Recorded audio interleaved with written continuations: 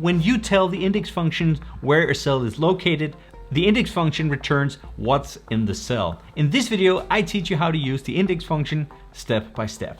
So when you tell the index function what row and column you want to look at, the index function returns a value for you.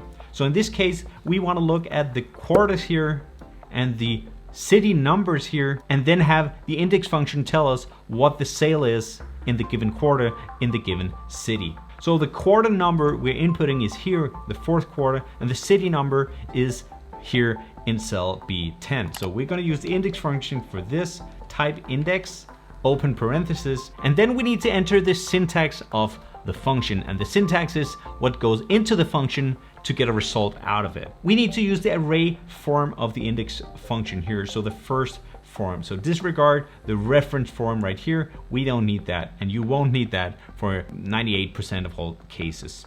So the first argument is the array, which is the range we want to retrieve information from, and that is this range right here. So all the dollar values here, comma. Now we need to tell which row and which column we want to return the value from. And here I could type in the number basically. So row number 1 here, comma, and then column number 4 in the array here. So it's not the numerical column number 4 or row number 1, because that would be this row up here, and the fourth column would be this column right here.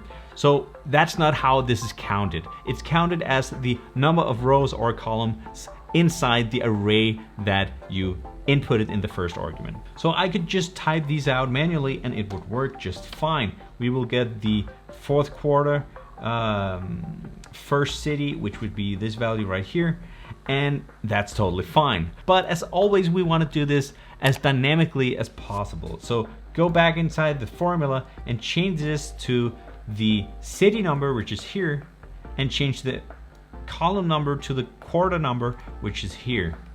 Hit enter, and there we have it. So when we change the city number to 3, for example, the number changed as well. Now what's happening here is that the index function looks as an intersection point between a row and a column. So in this case, we're looking at the fourth column here, which is these cells in the array that we entered, but it's also looking at the third city row, which is this row right here. So the value that gets retrieved by the index function is the intersection of the row and the column here, which is this cell, of course. And that's how you use the index function in Excel. I don't know if you've heard about it, but index goes hand in hand with the match function in Excel, and combined they actually make up one of the best lookup formulas of all time. That means you should definitely check out this video about the match function, and this video especially about index match. Thank you so much for watching, and I'll see you in the next video. Bye.